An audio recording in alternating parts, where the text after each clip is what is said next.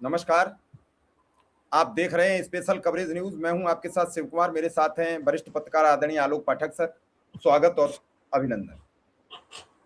दरअसल कल प्रधानमंत्री ने राष्ट्र को संबोधन किया, सबने देखा।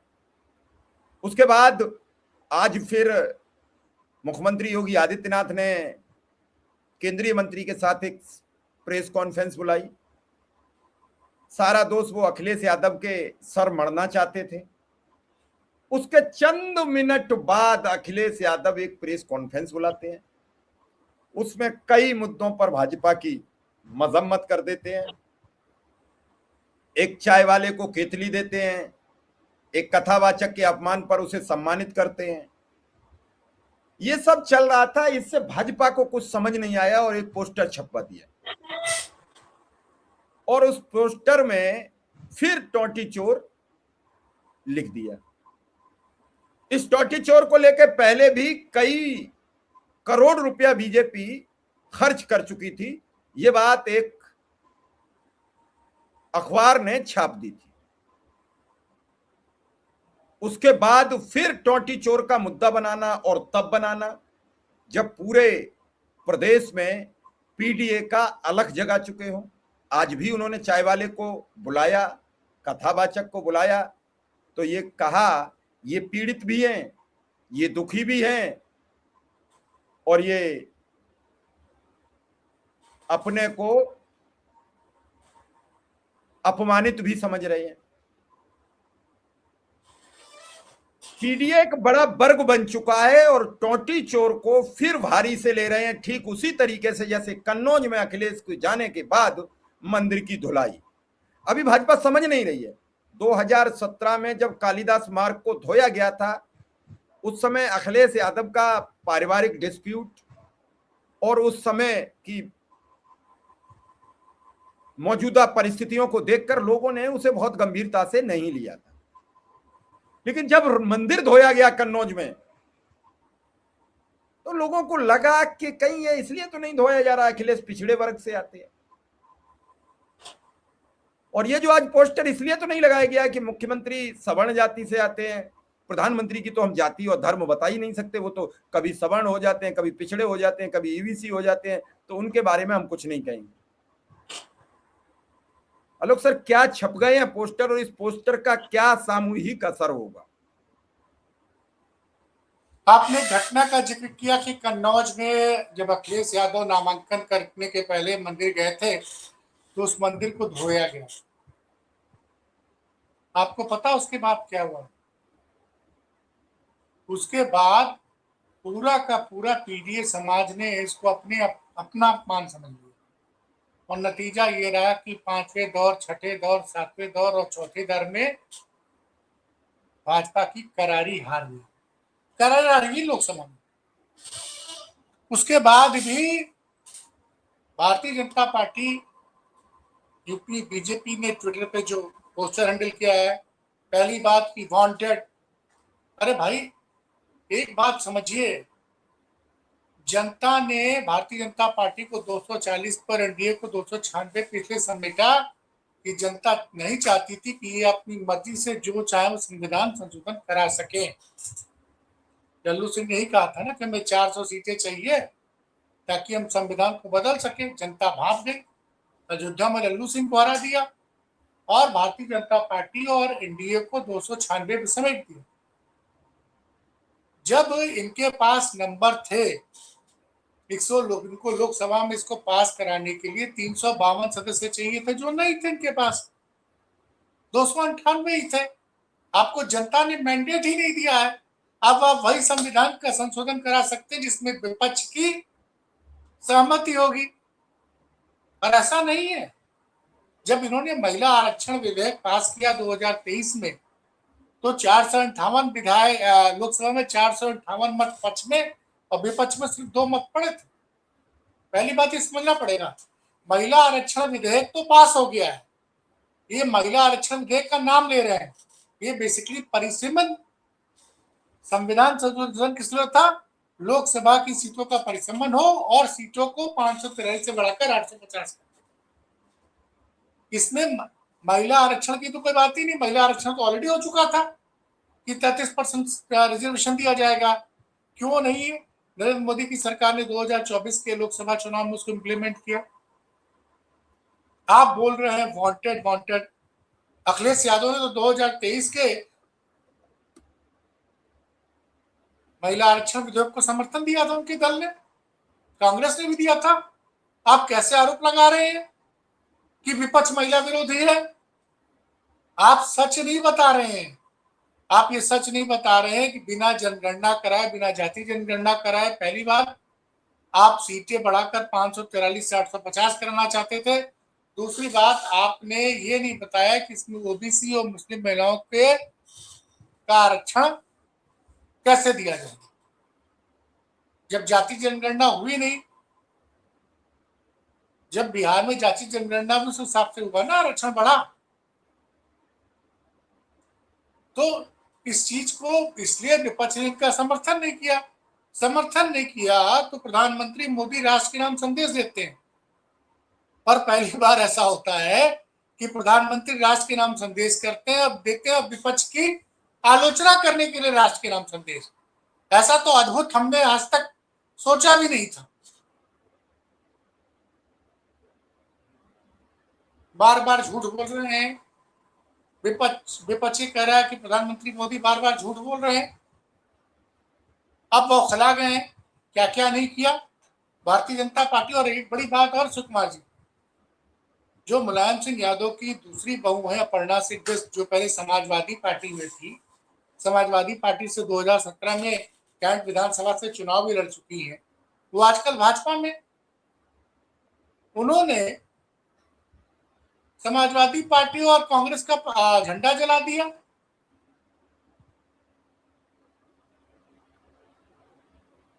और किसने जला दिया सर झंडा? समाजवादी पार्टी और कांग्रेस का। जिस दिन तो ये महिला आरक्षण, अच्छा ये तो पहले से पता था सत्ता पक्ष को कि विपक्ष इसमें एकजुट है। वो अभी परिसीमन को बिल, पहली बात समझिए, ये परिसीमन का बिल था, ये महिला आरक्षण का मामला ही नहीं था, ये परिसीमन का बिल था। बार बार इसको महिला आरक्षण का नाम दिया जा रहा था। और हताशा में आप कह रहे हैं वांटेड अखिलेश यादव। अंतिम बार कहां देखे गए टोटी चुराते हुए? भाई साहब, अखिलेश यादव का अपमान 2024 के चुनाव में आपको भारी पड़ा था। फिर बीजेपी यूपी ने इस पोस्टर को करके पूरे के पूरे पीडीए समाज को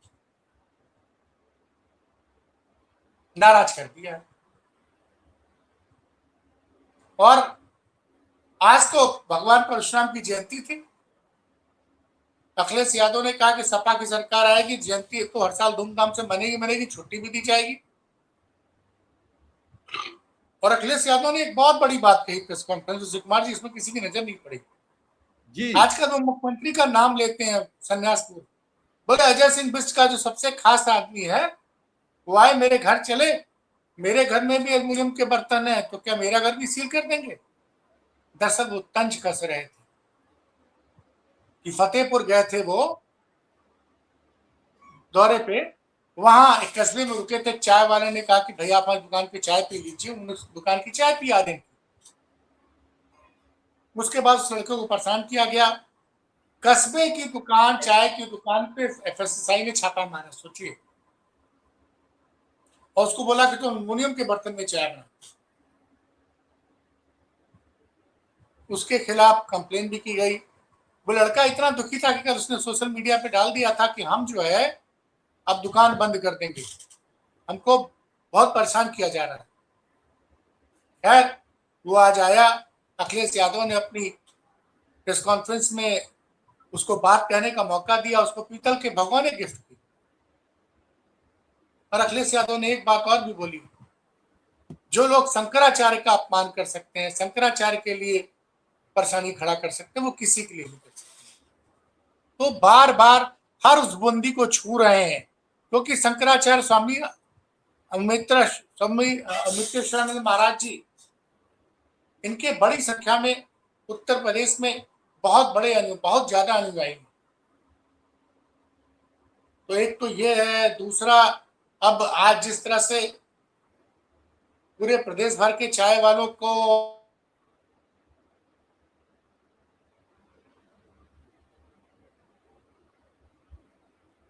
निश्चित रूप से सवाल तो खड़े हो रहे हैं, निश्चित रूप से आवाज तो उठ रही है। ये आवाज सबसे बड़ी बात यह है कि भारतीय जनता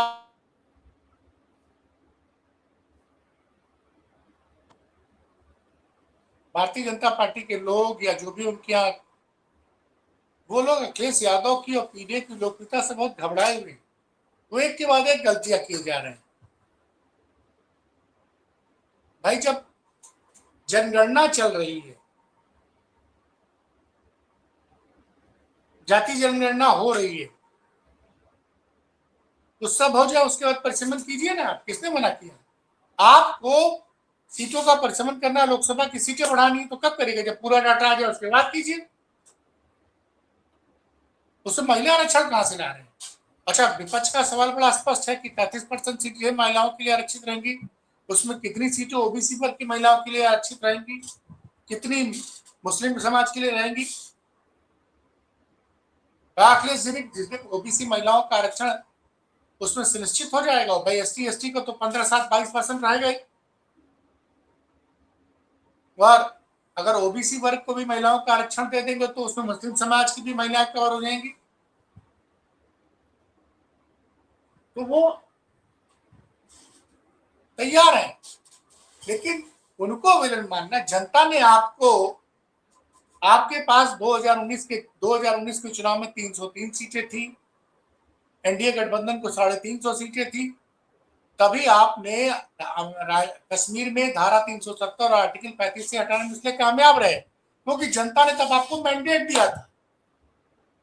इस बार आपको 240 पे रोका, एनडीए को 296 पे रोका, क्योंकि जनता नहीं चाहती थी कि आप बिना विपक्ष को साथ लिए, बिना विपक्ष के सहयोग के कोई ऐसा संविधान संशोधन करें जो देश के आम लोगों की भावना के अनुरूप न हो। भाई विपक्ष अखिलेश यादव लगातार सवाल पूछ रहे हैं, आपने बताया नहीं कि ओबीसी वर्ग की महिलाओं के लिए कितनी सीटें रिजर्व रहेंगी। चलिए मुस्लिम वर्ग के लिए मान लेते हैं ओबीसी में आ जाएंगी, इस पे आप कोई जवाब नहीं दे रहे हैं। और कभी आपने सुना है कि एक देश का राष्ट्रपति आके आधे घंटे लाइव बोलता है और आधे घंटे विपक्ष की आलोचना करता है? प्रधानमंत्री सर, डिबेट प्रधानमंत्री, राष्ट्रपति नहीं, प्रधानमंत्री नहीं, कोई प्रेसिडेंशियल डिबेट चल रही थी? नहीं सर। एक और सवाल है कि और वो भी आचार संहिता में आप सब तरीके के विपक्ष को कोस रहे हो, उन्हीं राज्यों में कोस रहे हो जहां या तो चुनाव आने वाले या चुनाव चल रहे हैं। जब वोटिंग नहीं हुआ तो उसके पहले आप अखिलेश यादव को अपना मित्र कह रहे थे, 1 घंटे में दुश्मन हो गए। और योगी आदित्यनाथ का एक वीडियो चला दिया आज अखिलेश यादव ने, पुराना वीडियो, कि महिला आरक्षण में उनका 2010 को क्या विचार था। और कांग्रेस की प्रवक्ता सुप्रिया सिन्हा ने एक बाकायदे प्रेस कॉन्फ्रेंस की और मोदी जी की महिलाओं के बारे में कई विचार उन्होंने सुनाए। तो सवाल ये उठता है कि जब आपके पास नंबर नहीं थे, आप पहले विपक्ष से बात कर लेते, विपक्ष की शंका दूर कर लेते, तब आप ये बिल लेके आते। ये बिल तभी पास होगा जब दो आम सहमति बनेगी। आपने आम सहमति बनाए बिना सदन का सेशन बुला लिया। नहीं सर, विपक्ष तो ये भी कह रहा था कि आप अभी जो मौजूदा 543 में दे दो ये 33%, और जब परिसीमन हो जाए तो परिसीमन में दे देना। उस पर खामोश है। अब से थोड़ी देर पहले मेरी सपा के प्रवक्ता मनोज यादव से बात हो रही थी, उन्होंने हमसे कहा कि अजय सिंह बिष्ट की जगह अपर्णा बिष्ट यादव को भारतीय जनता पार्टी को उत्तर प्रदेश का मुख्यमंत्री बना देना चाहिए। उनकी सुरक्षा व्यवस्था इकाई बढ़ा दी गई है। मुझे नहीं मालूम कैसी है, मुझे नहीं मालूम उनकी सुरक्षा व्यवस्था क्यों बढ़ाई गई है। उनकी सुरक्षा व्यवस्था बढ़ा दी गई है। हो सकता है कल को मुख्यमंत्री पद की शपथ दिलाई जा रही है, इसलिए सुरक्षा व्यवस्था बढ़ाई गई। तो क्या बदल जाएंगे योगी आदित्यनाथ? बड़ी नहीं ब्रेकिंग भाई, खबर वो दे रहे हैं आप। भाई सपा प्रवक्ता की कहना था ना कि भाई अपर्णा बिष्ट यादव ने क्या किया, सपा का झंडा भी तो जलाया, कांग्रेस का झंडा भी जलाया, काम तो किसी और ने किया नहीं। और भाजपा कहती है कि हम महिलाओं को हक देना चाहते हैं, तो शुरुआत पहले अपने घर से कीजिए ना। 21 राज्यों में आप शासन में सिर्फ एक राज्य में आपकी महिला मुख्यमंत्री है, जहां पे कि पूर्ण राज्य नहीं है, तो बनाइए उत्तर प्रदेश में। वो तो कह रहे थे अजय सिंह बिष्ट की जगह आप बनाइए अपर्णा बिष्ट यादव को मुख्यमंत्री। हम तो सर सवाल उस दिन ये ये है, सोच रहे थे कि शायद बिहार में मुख्यमंत्री ये महिला दे देंगे या दलित दे देंगे, क्योंकि 14 अप्रैल को बाबा साहब भीमराव अम्बेडकर जी की जयंती थी, तो मुझे लगा भाई कि तब तो महिला आरक्षण का मामला आया ही नहीं था कि ये परिसीमन का बिल, संविधान संशोधन बिल लेके जो आए थे 16 तारीख 17 तारीख को। सबसे बड़ी बात ये परिसीमन का बिल था, बार बार इसको महिला आरक्षण से क्यों जोड़ा है? और ये सर बड़े आराम से सब एंकर साबित करने पर तुले हैं, अखबार सब साबित करने पर तुले हैं। द हिंदू कह रहा है कि परसीमन बिल है, महिला आरक्षण विधेयक ही नहीं है। तो आज भी समाजवादी पार्टी, मीडिया को क्या मिल रहा है ये झूठ साबित करने में? मीडिया तो जो सरकार उसका गुण गाती है। कल को इंडिया गठबंधन की सरकार हो जाएगी, वो इंडिया गठबंधन का गुण गाना शुरू कर देगी। सर इतना नहीं, पहले भी आपने देखा है सरकारें रही हैं, अखिलेश यादव की सरकार थी, अब परंपरा बदल गई है। नहीं पूरे उत्तर प्रदेश में आपने देखा था, कोई भी जरा सी घटना घट जाती तो अखिलेश यादव का फोटो लग के खबर चलती थी। कभी अखिलेश अरे वो यादव ने जमाना बदल गया साहब। अब पंजाब में चले जाइए, आम आदमी पार्टी की सरकार है, जरा आलोचना करके देख लीजिए कोई मीडिया वाला। एक क्रिकेटर ने कहा कि हमने मकान की रजिस्ट्री कराई और हमको इतनी जगह जो है चढ़ावा चढ़ाना पड़ा। आज पता चला कि उसका एक सैंडल ही डिलीट हो गया।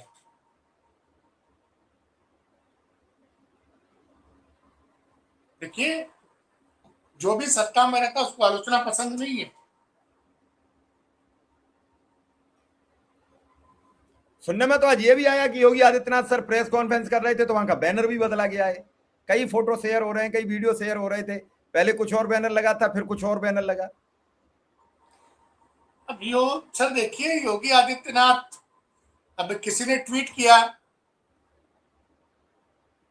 बड़े वाले चाय का बदला छोटे चाय वाले से नहीं लेना चाहिए।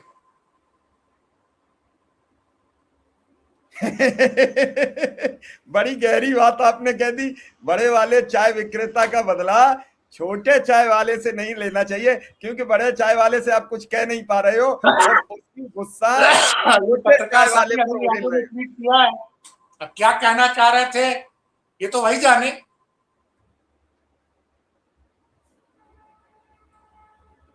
बिल्कुल आपने है? बिल्कुल आपने ठीक लाइन पकड़ी है कि भैया कभी कभी गांव में नहीं, जैसे देवरानी और जेठानी में झगड़ा हो जाता है, जेठानी से कुछ नहीं कह पाती है तो गुस्सा बच्चे पर उतार देती है, मारपीट कर देती है अपने ही बच्चे की। तो ये कुढ़न और ये नाराजगी कहीं तो उतरेगी। लेकिन सर एक चीज आप बताइए कि इस समझ में नहीं आ रहा है कि महिला आरक्षण को लेके ये मामला था ही नहीं, क्यों भारतीय जनता पार्टी इतने अग्रेसिव होकर बाकायदे प्रेस कॉन्फ्रेंस कर रही है। और मैं आपको एक जानकारी दे दूं सुकुमार जी, अगर भाजपा ये सोच रही है कि इसका फायदा उसको बंगाल या तमिलनाडु में होगा, तो एक साहब कल जो चुनाव पे बहुत बड़ी नजर रखते हैं, उनका ये कहना था कि बड़ी संख्या में ब्राह्मण ममता बनर्जी के साथ है, महिलाओं का आशीर्वाद भी ममता बनर्जी के साथ। तो 4 मई को जब नतीजे आएंगे ना, तब देखिएगा, अगर बंगाल और तमिलनाडु चुनाव में फायदा उठाने के लिए, महिलाओं को अपनी तरफ खींचने के लिए ये सब बयानबाजी और सब कुछ हो रहा है, तो उनका कहना था कि इसका कोई राजनीतिक फायदा इन लोगों को मिलने नहीं रहा। और उत्तर प्रदेश में तो उल्टा हो गया है, ओबीसी समाज को लग गया है कि भाई ये तो हमारा हक ही नहीं। सर फिर तो नहीं उत्तर प्रदेश में ये संदेश जा रहा है कि संविधान और आरक्षण खत्म होने वाला है 24 की तरह, फिर तो नहीं चल पड़ा ये संदेश? भाई ये जो इस डर की वजह से भारतीय जनता पार्टी को बड़ा नुकसान उठाना पड़ा था 2024 में, और अब बार बार अखिलेश यादव के लिए इस तरह से बीजेपी यूपी ट्वीट करेगी, सोशल मीडिया पे पोस्टर बना के, वांटेड अखिलेश यादव वांटेड है। दिन भर प्रेस कॉन्फ्रेंस करते हैं, लोकसभा में बैठते हैं, आप उनको वांटेड कह रहे हैं।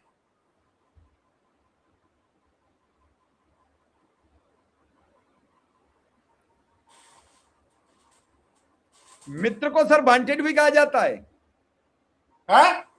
मित्र को वांटेड भी कहा जाता है। अरे भाजपा है, अखिलेश यादव ने भी कहा है कि मुझे ऐसे मित्र नहीं चाहिए। चलिए सर, अब देखते हैं कौन किसका मित्र है, कौन किसका शत्रु है। आपने हमें समय दिया, इसके लिए आपका बहुत बहुत आभार, बहुत बहुत धन्यवाद।